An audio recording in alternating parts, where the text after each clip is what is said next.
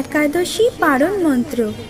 একাদশম নিরাহার ব্রতে নানেন কেশব প্রসিদস্যু মুখনাথ জ্ঞান দৃষ্টি প্রদ ভব।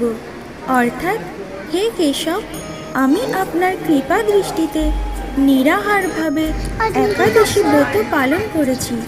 কৃপাপূর্বক আমার উপর আপনার করুণাময় জ্ঞান দৃষ্টি প্রদান করুন।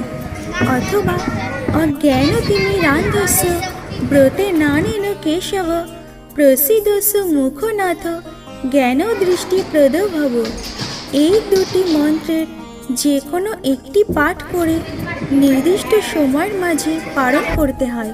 তাছাড়া গীতা মাহাত্ম্যে উল্লেখ আছে, ইয় অধীতে বিষ্ণু পর্বাহে গীতাং শ্রীহরি বাসরে স্বপন জাগ্রত চলন তিষ্ঠন শত্রুর ভিন্ন সহিয়তে। অর্থাৎ, শ্রী বিষ্ণুর